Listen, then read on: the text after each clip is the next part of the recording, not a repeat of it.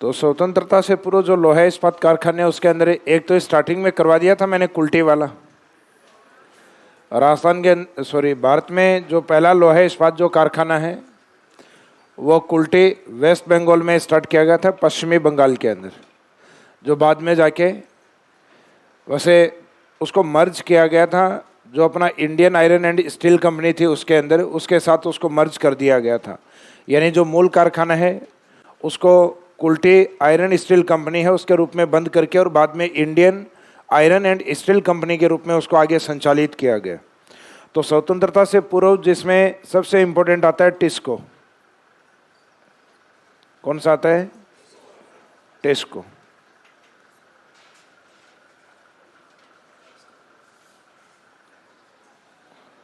इसमें ये जितने भी कारखाने हैं इनके अंदर ये शब्द कॉमन है, ISCO। इसका meaning iron and steel company.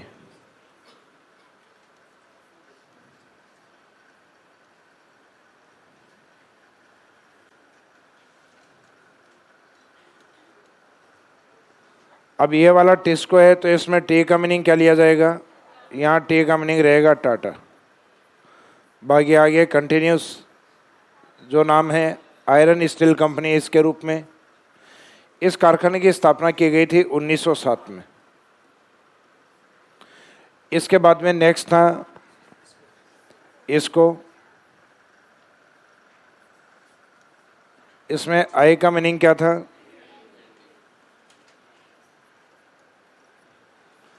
आई का मीनिंग था इसमें India iron and steel company के रूप में। इसकी स्थापना की गई थी 1918 में। टिस्को का स्थान कहाँ पर था?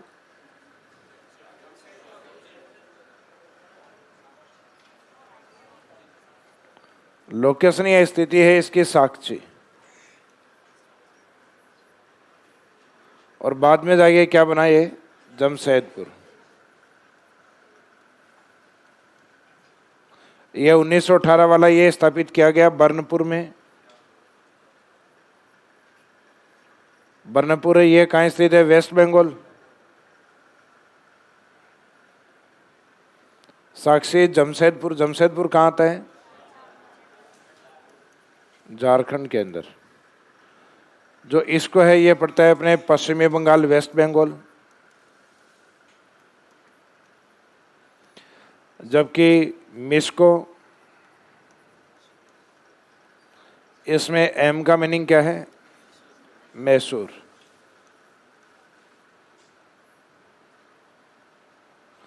और इस मैसूर का नाम बाद में चेंज होके क्या हुआ? VISL, Visvesvaraya iron and steel limited. यहाँ एल का मीनिंग क्या रहेगा? लिमिटेड रहेगा। तो मैसूर ये एम का और वी के अकॉर्डिंग मीनिंग है आगे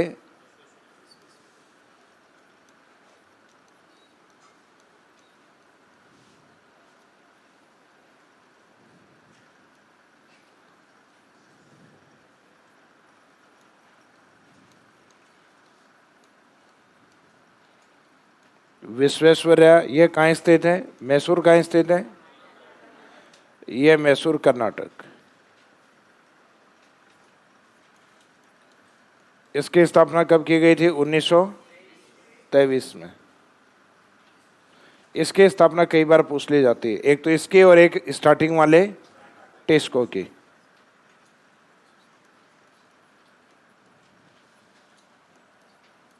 मैसूर कर्नाटक। अब इसमें जो ये इसको वाला है वेस्ट बंगाल वाला, इसमें दो अन्य कारखाने जो स्टार्टिंग में स्थापित हुआ था कुल्टी, और एक वेस्ट बंगाल में बाद में और स्टार्ट हुआ था हीरापुर। हीरापुर का नाम तो सुना होगा आप लोगों ने। स्वतंत्रता के समय कुछ ऐसे अपने कांग्रेस अधिवेशन भी हुए थे जो हीरापुर से संबंधित हैं।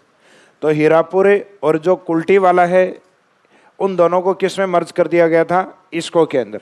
इनको सामान्यतः एग्जाम में शॉर्ट में ज़्यादा दिया जाता है, जैसे इनके जो नाम हैं इनको इसी तरीके से दिया जाता है टिस्को। जैसे इसको हिंदी में लिखे और इंग्लिश में यही शब्द रहता है इसका, टिस्को। इसको नाम दिया जाता है इसको, और इसको नाम दिया जाता है मिस्को। तो ये टिस्को, इसको, मिस्को के नाम से ज़्यादा फेमस है।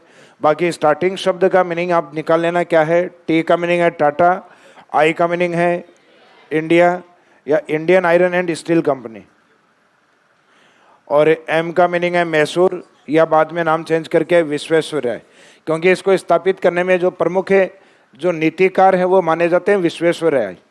तो ये नीतिकार विश्वेश्वरैय होने के कारण बाद में इसका नाम क्या रखा, Visvesvaraya iron and steel limited company, जो कि मैसूर कर्नाटक में स्थापित है। तो पहले इन तीनों कारखानों के बारे में लिख दीजिएगा। इनका क्रम पूछा जाता है एग्जाम में कई बार। तो क्रम में है टिस्को, इसको एंड मिस्को। टीम के नाम से याद रखना। स्वतंत्रता से पूर्व कौन स्थापित हुई थी, टीम।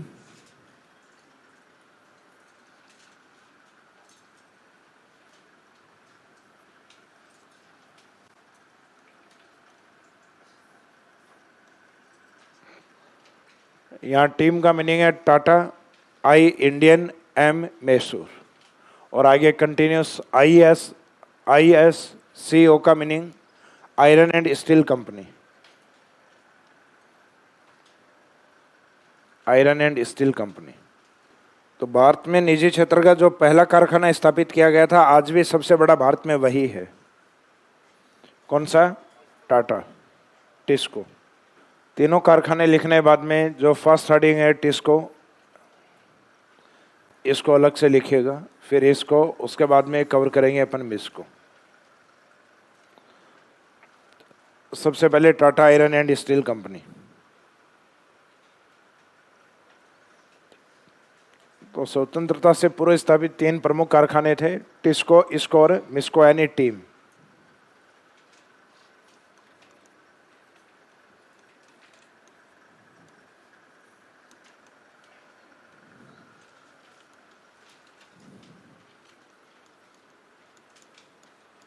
इसकी स्थापना जैसे ही मैंने आपको बताई है 1907। लोकेशन या स्थिति क्या थी इसकी, झारखंड के अंदर साक्ची के पास में स्थापित किया गया था।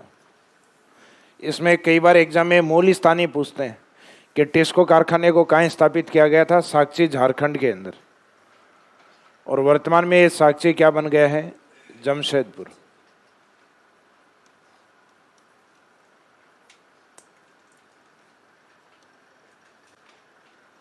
जमशेदपुर, झारखंड।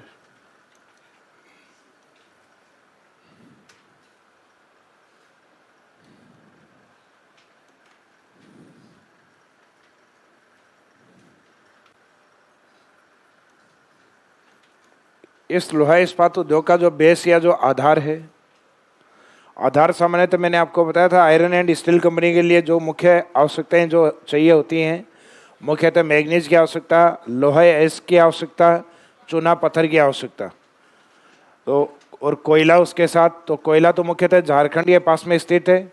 तो झारखंड के अंदर इस साइड में काफ़ी बड़ा एरिया झरिया, कौन सा क्षेत्र है, झरिया, रामगढ़, इन क्षेत्रों से भारी मात्रा में कोयला इसको प्राप्त होता है। तो इस कारखाने का जो मेन आधार है,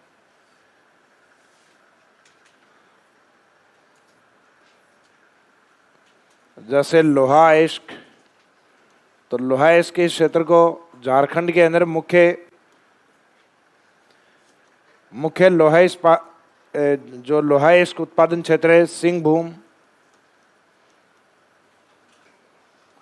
या जिसको हम कहते हैं सिंहभूमि क्षेत्र। इसके अलावा ओडिशा, ओडिशा के अंदर मुख्यतः ये आता है बादाम पहाड़।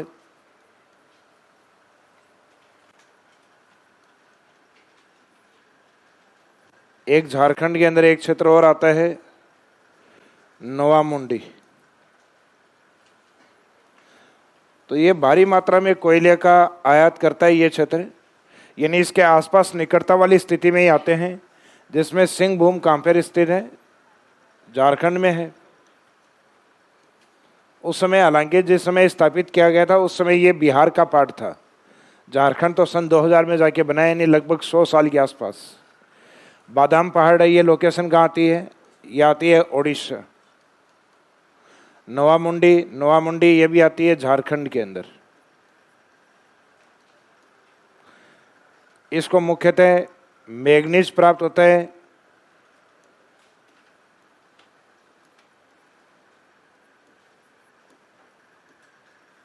मैग्नीज झारखंड और ओडिशा दोनों ही क्षेत्रों से प्राप्त होता है, झारखंड एवं ओडिशा। जबकि इस साइड के जो प्रमुख लोहा इस्पात कारखाने हैं, उनका चूना पत्थर का जो प्रमुख क्षेत्र है वो ओडिशा का एक स्थान है जिसका नाम है वीर मित्रपुर। आगे जो इसको आएगा उसमें भी मुख्य केंद्र यही है वीर मित्रपुर, जहाँ से इनको चूना पत्थर प्राप्त होता है। और इसको जो मुख्यतः कोयला प्राप्त होता है, कोयला इसको किस क्षेत्र से प्राप्त होगा? झरिया। जो कहा जाता है कि भारत में अपने सबसे ज़्यादा कोयला खानों के लिए प्रसिद्ध है झारखंड। जैसे अपने छलनी होती है ना गांव के अंदर, इसको भी क्या बोलते हैं? झर बोलते हैं ना, झरिया झरिया। तो झर के अंदर कई प्रकार के छिद्र होते हैं, कई छिद्र होते हैं।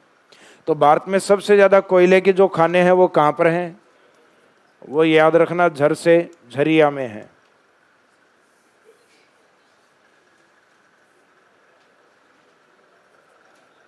किस में स्थित है? झरिया, झारखंड के अंदर। ये देश में सर्वाधिक कोयला खानों के लिए प्रसिद्ध है। सबसे गहरी और जो बड़ी खान है वो आती है हमारे वेस्ट बंगाल में, नाम सुना होगा रानीपुर। तो रानीपुर की जो खान है वेस्ट बंगाल में वो सबसे गहरी है। जहाँ खानों की संख्या सबसे ज़्यादा है वो झारखंड का झरिया है। तो इसको जो कोयला है मुख्यतः झारखंड के झरिया क्षेत्र से प्राप्त होता है। और जल विद्युत के लिए ये मैंने आपको बताई थी जब नदियाँ पढ़ाई थी उस समय, सवंडेखा नदी। तो ये सवंडेखा नदी के किनारे पर स्थित है। एक इसकी सहायक नदी और आती है खरकई रिवर। तो खरकई रिवर और मुख्यतः सवंडेखा नदी, उन दोनों के किनारे पर स्थित है। और इसको जल विद्युत की प्राप्ति कहाँ से होती है? तो दामोदर इससे ज़्यादा दूरी पर नहीं है, दामोदर भी इससे निकटता में स्थित है। इस कारखाने की स्थिति कुछ इस तरीके से है। अगर झारखंड में ये जो लोकेशन है, ये अगर अपन जमशेदपुर माने,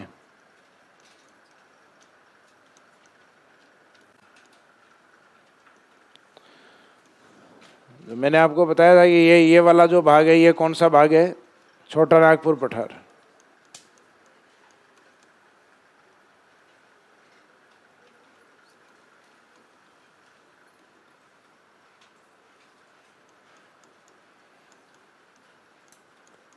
छोटा नागपुर पठार इस वाले क्षेत्र से मुख्यतः जो मध्यवर्ती भाग है, यहाँ से तो जाने वाली कौन सी है? दामोदर। जबकि इसका जो दक्षिणी भाग है, इस साइड से आने वाली नदी कौन सी है? सवंडेखा नदी।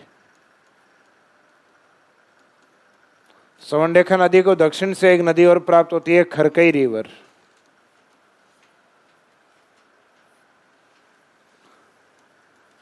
ये इन दोनों नदियों के किनारे पे स्थित है।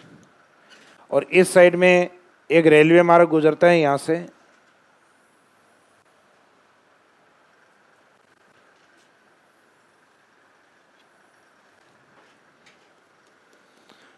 ये रेलवे मार्ग है जिसके माध्यम से मुख्यतः जो लोहा इस्पात वगैरह होता है जो तैयार किया जाता है उसको निर्यात किया जाता है। ये आगे इस साइड में आता है मुंबई की ओर, यानी एक प्रमुख बड़े महानगर से ये कनेक्ट होता है। और इस साइड में रेलवे मार्ग जाता है कोलकाता की ओर। तो इसका मीनिंग देश के दूसरे बड़े महानगर से ये कनेक्ट होता है। भारत में 4 प्रमुख महानगर आते हैं, जिसमें उत्तर में दिल्ली, दक्षिण में चेन्नई, पूर्व में कोलकाता और पश्चिम में। तो इसको 2 बड़े महानगरों की कनेक्टिविटी भी प्राप्त है। तो इसका मीनिंग है इसकी जो लोकेशन है, नदियों से इसको जल विद्युत प्राप्त या जो जल की आपूर्ति है वो की जाती है। बाकी पास में छोटा नागपुर का पठार है, जहाँ से मुख्यतः झरिया क्षेत्र से इसको इन नदियों के माध्यम से कोयले की आपूर्ति प्राप्त हो जाती है और जल विद्युत प्राप्त हो जाती है दामोदर से। क्योंकि जो दामोदर बहुउद्देश्य परियोजना एक मल्टीपर्पज़ प्रोजेक्ट है। हालांकि ये बाद में स्थापित हुआ था दामोदर 1948। दामोदर को भारत की पहली बहुउद्देश्य परियोजना माना जाता है, 1948 में स्थापित की गई थी। उससे पहले जो ऊर्जा का प्रमुख स्रोत था वो क्या था? कोयला।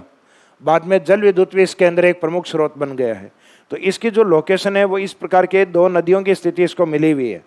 आगे जो अपने Indian iron and steel company देखेंगे वो मुख्यतः किस नदी पर है, वो है दामोदर की स्थिति लिए हुए।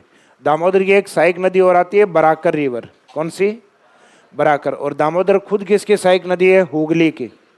तो बराकर और दामोदर का जो संगम है उन दोनों नदियों के ऊपर बना हुआ है इसको। और सवंडेखा नदी और खरकई रिवर है, इन दोनों के संगम पर बना हुआ है जमशेदपुर। तो इसकी जो लोकेशन है वो काफ़ी शानदार है ट्रांसपोर्टेशन को लेके और कच्चा माल को इकट्ठा करने के लिए। तो इसमें पहले तो इसका जो आधारभूत है जो आवश्यकताएं हैं वो इस केंद्र को कहाँ से प्राप्त होती हैं, तो लोहाइस्क सिंह भूमि, नोवामुंडी, झारखंड, ये दोनों एक साथ लिख देना, सिंह भूम या सिंह भूमि और ये नोवामुंडी, क्योंकि ये दोनों एक ही जगह हैं, झारखंड स्टेट एक ही है इनका। बादाम पहाड़ ओडिशा, एक भारत में बाबा बुदुन की पहाड़ी आती है, वो आती है कर्नाटक, वो VISL है, उसका बेस रहेगा विश्वेश्वरैया वाले का। ये कुछ लोकेशन या बेस कई बार पूछ लेते हैं एग्जाम में। तो आधार के रूप में इसमें लोहाइस्क सिंह भूम या सिंह भूमि नोवामुंडी झारखंड से प्राप्त होता है, बादाम पहाड़ से ओडिशा से प्राप्त होता है, लोहा इसके अलावा मैग्नीज प्राप्त होता है मुख्यतः झारखंड और ओडिशा की जो माइंस हैं उन क्षेत्रों से। उसके अलावा जो चूना पत्थर है वो प्राप्त होता है इसको वीरमित्रपुर, वीरमित्रपुर ओडिशा, वीरमित्रपुर ओडिशा।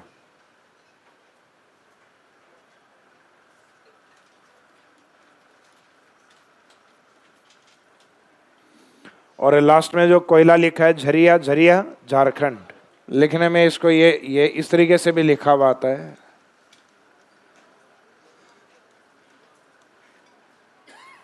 नोवामुंडी, नोवामुंडी ये कहाँ स्थित है, झारखंड। ये कारखाने की स्थिति है जो ट्रांसपोर्टेशन या रिवर्स के अकॉर्डिंग अगर देखी जाए तो ये मुख्यतः मुंबई कोलकाता रेलवे मार्ग पर या दामोदर नदी और खरकई नदी के संगम पर स्थित है। सॉरी, दामोदर बोल दिया क्या, यह सवंडेखा एवं खरकई नदी पर, दामोदर पे तो आएगा इसको, तो ये सवंडेखा नदी और खरकई नदी के ऊपर स्थित। डायग्राम नहीं बनाए तो इसको लिख लेना, ये ट्रांसपोर्टेशन है, ये एग्जाम में पूछते हैं कई बार कि भारत में स्वतंत्रता से पूर्व सवंडेखा नदी और खरकई नदी के किनारे स्थित लोहा इस्पात कारखाना टिस्को, जिसको रेलवे मार्ग सुविधा कौन से प्राप्त थी, मुंबई कोलकाता रेल मार्ग। इस कारखाने की विशेष बात क्या थी कि निजी क्षेत्र का कारखाना जो आज भारत में सबसे बड़ा लोहा इस्पात कारखाना है।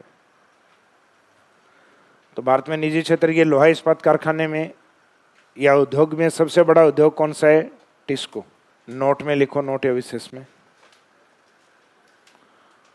भारत में निजी क्षेत्र का सबसे बड़ा लोहा इस्पात कारखाना, भारत में निजी क्षेत्र का सबसे बड़ा लोहा इस्पात कारखाना,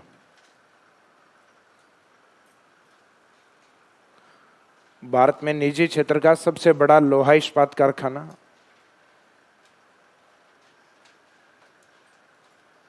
और आगे डैश करके लिख दो टिस्को, TISCO, टिस्को।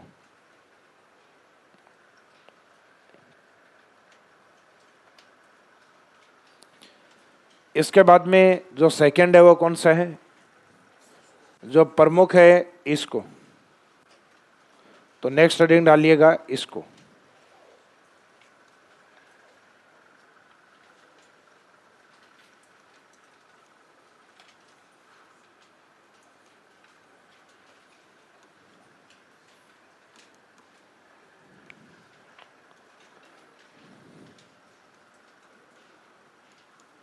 इसकी स्थापना 1918 में। लोकेशन ये स्थिति, लोकेशन यह स्थिति है इसकी बर्नपुर, बर्नपुर वेस्ट बंगाल।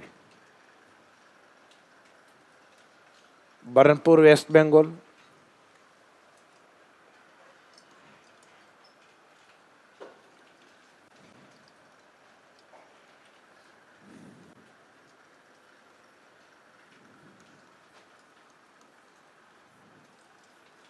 आधार ये इसका जो बेस है,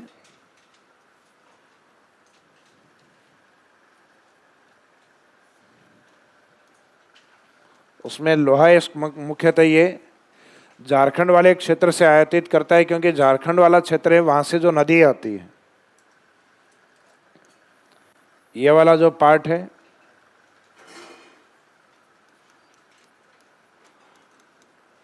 छोटा नागपुर, तो छोटा नागपुर पठारे, इसमें आपको ध्यान है कि जो दामोदर नदी आती है वो इसको मुख्यतः दो अलग भागों में बांटती है, जिसमें ऊपर वाला भाग है ये हजारीबाग, नीचे रांची, और इसी क्षेत्र में आता है सिंहभूम।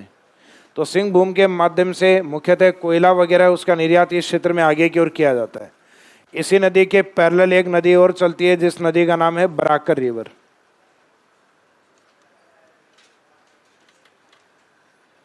बराकर दामोदर की एक सहायक नदी है।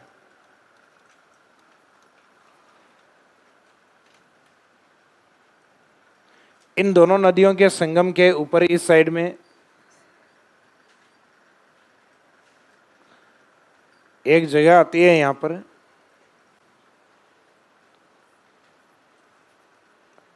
जिसका नाम है आसनसोल, आसनसोल वेस्ट बंगाल।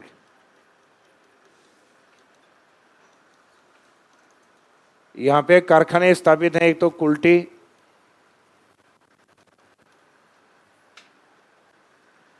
इसके पास में दूसरा हीरापुर, इसके बाद में जिसकी बात अपन कर रहे हैं इसको,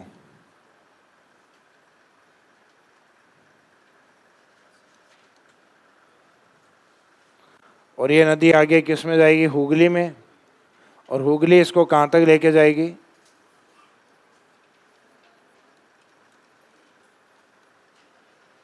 ये गंगा की मुख्य धारा हुगली में जाती है, और हुगली इसको लेकर जाएगी कोलकाता बंदरगाह तक।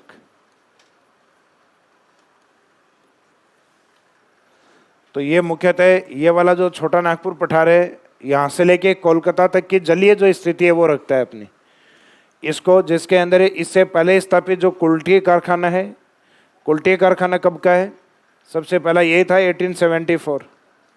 उसके बाद में जो हीरापुर है, ये अपने टिस्को के एक साल बाद में स्थापित हुआ था 1908, टिस्को 1907, और उसके बाद में जो इसको है ये स्थापित हुआ 1918 के अंदर। बाद में कुल्टी और हीरापुर को 1936 के अंदर 1936 में स्वतंत्रता से पूर्व किसमें मिला दिया गया इसको, यानी कुल्टी और हीरापुर का कोई स्वतंत्र अस्तित्व बाद में नहीं था। तो स्वतंत्रता से पूर्व तीन प्रमुख जो कारखाने बचे थे वो था टीम, TIM, टिस्को, इसको एंड मिस्को। स्वतंत्रता से पूर्व ये तीन ही बसते हैं, और एग्जाम में जनरली क्वेश्चन भी ये पूछते हैं कई बार कि स्वतंत्रता से पूर्व लोहा इस्पात कारखाना नहीं था, तो बाद में जो पंचवर्षीय योजनाओं में स्थापित हुए थे, उनमें पंचवर्षीय योजनाओं में जो भिलाई है, राउरकेला है, इनको एग्जाम में जनरली आपके ज़्यादा दिया जाता है, क्योंकि इसमें इनके नाम देके, और इसमें जो फॉरेन जो इन्वेस्टमेंट है या जो फॉरेन कॉपरेशन या सहयोग किसका रहा, ये एग्जाम में आपके अधिक पूछा गया है। जैसे एक तरफ इन कारखानों के नाम और एक तरफ कौन सी कंट्रीज हैं जिन्होंने इसमें कॉपरेशन या सहयोग दिया, उन कंट्रीज के नाम पूछे जाते हैं। तो इसमें जो लोहा इसके उसका प्रमुख क्षेत्र एक तो वही है सिंहभूम, मुख्य क्षेत्र यही है, इसमें यहीं से अधिक निकाला जाता है सिंहभूम या सिंहभूमि। कौन सा स्टेट है, झारखंड।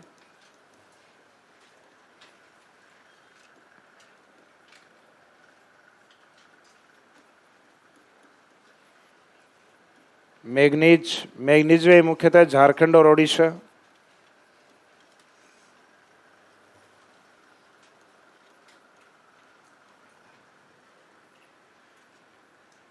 इसमें चूना पत्थर वही क्षेत्र है, रिपीट होगा वापस। वीर मित्रपुर, वीर मित्रपुर ओडिशा, और कोयला मुख्यतः इसको किस क्षेत्र से प्राप्त होता है?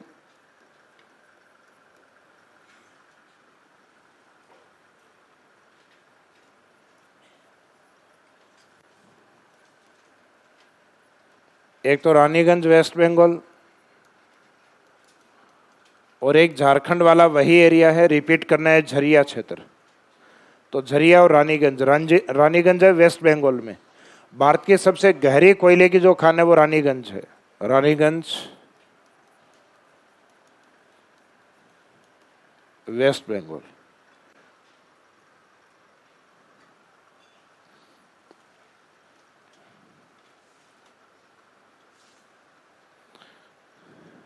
नदियों की स्थिति या तो थ्योरी में लिख देना है, फिर वो डायग्राम के साथ लिख देना।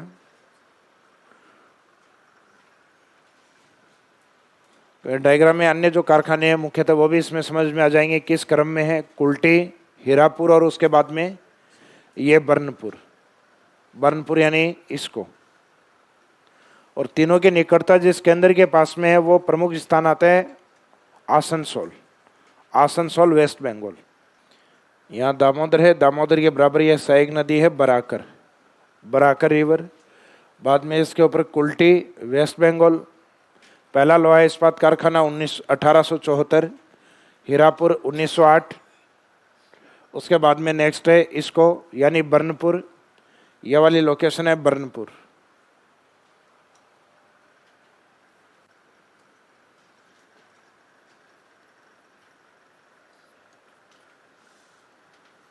बर्नपुर इसको 1918। हाँ, ये मुख्य जो हीरापुर जो लोकेशन है मुख्यतः आसनसोल। इसका मीनिंग इनके निकटतम जो प्रमुख स्थान है वो है आसनसोल। तो आसनसोल के पास में स्थित लोहा इस्पात कारखाने के अंदर ये तीन माने जाते हैं, कुल्टी, हीरापुर और इसको।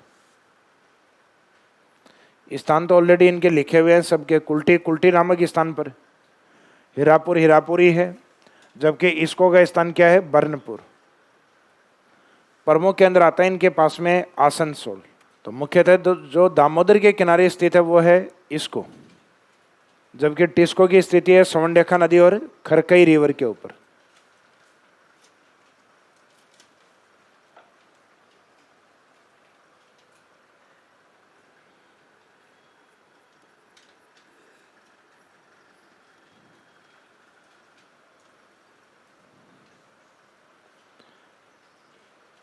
इसमें लिखिएगा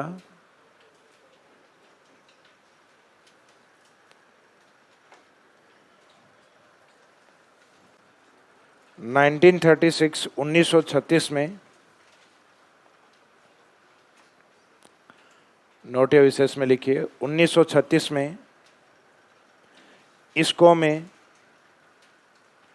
1936 में इसको में कुल्टी यानी 1874, कुल्टी एवं हीरापुर यानी 1908 1908। 1936 में इसको में कुल्टी एवं हीरापुर लोहा इस्पात कारखाने को मिलाया गया। 1936 में इसको में कुल्टी एवं हीरापुर लोहा इस्पात कारखाने को मिलाया गया या विलय किया गया। बाद में इसका खुद का विलय किसमें किया गया? सेल में, steel authority of India limited जो बनाई गई उसके अंदर इसका विलय कर दिया गया। लेकिन उसको हम सेल के अंदर ही पढ़ेंगे कि सेल में बाद में कौन कौन से कारखानों को मिलाया गया। तो टाटा एंड स्टील कंपनी है, उसको तो अपन ने ये लिखा है कि देश की सबसे बड़ी जो निजी क्षेत्र की लोहा इस्पात कारखाना कंपनी है, तो इसका मीनिंग वो तो आज भी निजी क्षेत्र में ही है। और उसके अलावा स्वतंत्रता से पूर्व बने हुए जो दोनों कारखाने थे यानी इसको और मिस्को, उन दोनों को बाद में सेल में मिला लिया गया। इसका मीनिंग उनको सार्वजनिक क्षेत्र में लाया गया, यानी पब्लिक सेक्टर में इसको शामिल कर लिया गया था। फिर अब स्वतंत्रता से पूर्व एक कारखाना और बचा है आपका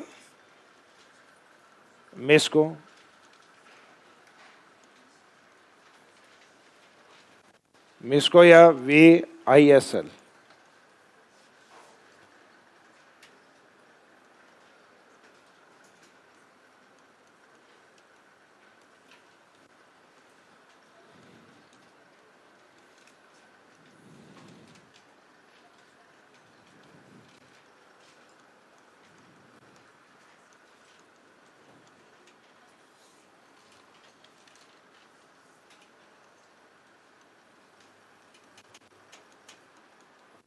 Visvesvaraya iron and steel limited, Visvesvaraya iron and steel limited.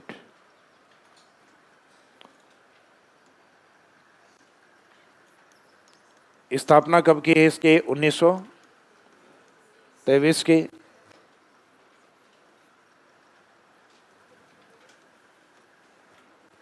स्थान है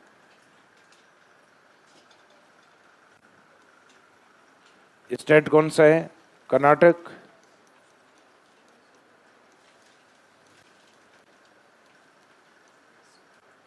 मैसूर कर्नाटक या कर्नाटक मैसूर लिख दीजिए। इसमें जो आधार है, या यूं कहें कि कच्चा माल जो है इसकी प्राप्ति इसको कहां से प्राप्त होती है?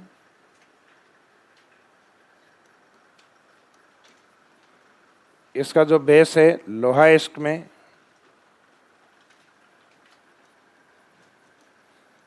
कर्नाटक इंडिया का सबसे बेस्ट क्वालिटी का जो आयरन और है लोहा इस्क ये उत्पादित करता है। मुख्यतः इसमें बाबा बुदुन की पहाड़ियाँ और कुंद्रेमुख दो प्रमुख क्षेत्र आते हैं। तो बाबा बुदुन पहाड़ी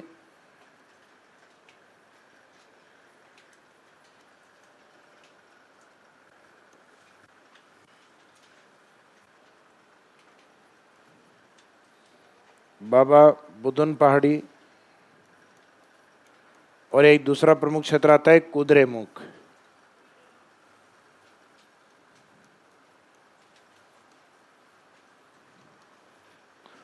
जहां से लोहा मुख्यतः ये जो अपने अरब कंट्रीज हैं उसमें ईरान तक निर्यात किया जाता है। बाबा बुदुन पहाड़ी और कुद्रेमुख लोहा। इसके बाद में इस क्षेत्र में मैग्नीज,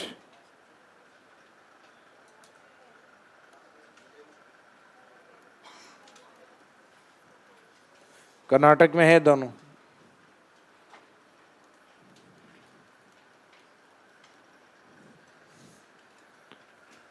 मैग्नीज ओडिशा और स्थानीय आपूर्ति भी होती है यहाँ से कर्नाटक से ही।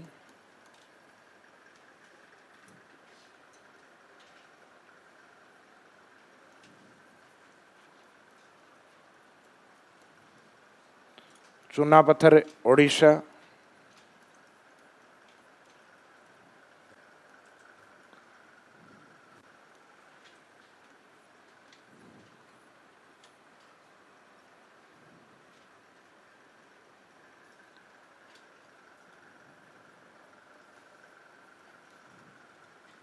कोयला। कोयले में सामान्यतः यहाँ पहले तो क्या था कि जब इसको बनाया गया तो इस क्षेत्र में कोयले की माइंस नहीं है। कर्नाटक वाला जो क्षेत्र है तो ये मुख्यतः कोयले के लिए, पहले तो ये जो तेलंगाना वाला जो क्षेत्र है इसमें एक जगह आती है तेलंगाना में, कौन सा एरिया आता है? सिंगरेनी। तो सिंगरेनी के क्षेत्र पे डिपेंड था, लेकिन बाद में सिंगरेनी से सप्लाई कम होने के कारण इन्होंने क्या किया, अपने जो प्लांट या पौधे हैं उनको तैयार करके मुख्यतः उससे कार्बन बनाया करता था। तो ये जो कृत्रिम कोयला बनाया जाता है इसको नाम क्या दिया जाता है? इसको नाम दिया जाता है चारकोल। तो ये मुख्यतः एक तो चारकोल पे डिपेंड है, कृत्रिम कोयले पर, यानी अपने पेड़ लगा के उन पेड़ों की कटाई करके और फिर उसके बाद में लकड़ियों से चारकोल बनाता था, नेचुरल कोल बनाता था। एक तो प्रकृति के कोयले होते हैं जो कि हमें किस रूप में प्राप्त होते हैं? एंथ्रासाइट, बिटुमिनस, लिग्नाइट और पीट के रूप में। और एक होता है जो आर्टिफिशियल कोल होता है जिसको तैयार किया जाता है। इसमें लकड़ी को काट के और बिना ऑक्सीजन की उपस्थिति में हीट दी जाती है। तो हीट देने पर वो सामान्यतः कैसी हो जाती है? लकड़ी काली। तो काम वो उसी तरीके से करेगी जैसे कोयला कर रहा है, लेकिन वो नेचर से बना हुआ नहीं है, वो हमने आर्टिफिशियल तरीके से बनाया, इस कारण उसको नाम क्या दिया जाता है? चारकोल। तो एक तो ये ऊर्जा के लिए कोयले पर डिपेंड होता है, चारकोल कोयले के ऊपर। और एक मुख्यतः जो तेलंगाना स्टेट है वहाँ का एक कारखाना आता है सिंगरेनी, एक मध्य प्रदेश में आता है सिंगरौली। तो सिंगरौली आता है मध्य प्रदेश में, सिंगरेनी आता है तेलंगाना के अंदर। तो ये कोयला है, कोयले के लिए चारकोल पर। चारकोल यानी जो बनाया गया कोयला है जिसको हम क्या कह सकते हैं? कृत्रिम कोयला। ये इस पे डिपेंड करता है। और इसके अलावा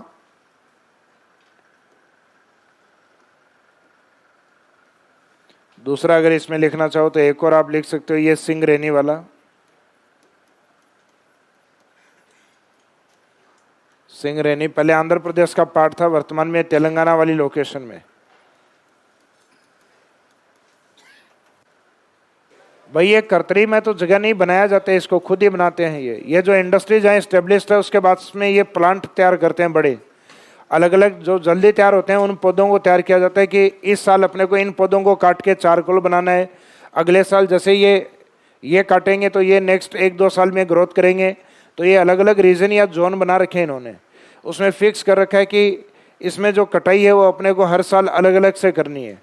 तो इस तरीके से उन प्लांट को काट के और मुख्यतः कृत्रिम कोयला बनाने का कार्य होता है इसी के पास में चारकोल। तो ये कोई माइंस नहीं है, माइंस या क्षेत्र उसमें होता है जो कोई जगह से उत्पादित किया जाता है, ये तो बनाया जाता है, ये कृत्रिम कोयला है, नेचुरल कोल।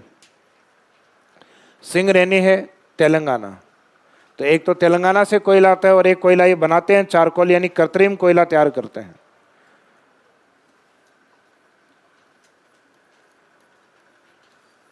ये भद्रा या भद्रावती नदी के किनारे स्थित है, नोट में लिख दीजिएगा,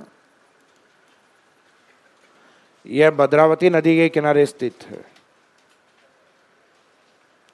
ये जो श्रावती वगैरह नदियां हैं, बाद में धीरे धीरे श्रावती नदी पे जल विद्युत परियोजना वगैरह स्टार्ट होने के बाद इसको कोयले के बजाय बाद में जल विद्युत है उसके ऊपर ज़्यादा डिपेंड है, क्योंकि कोयले की आपूर्ति बहुत ज़्यादा इस क्षेत्र में नहीं है।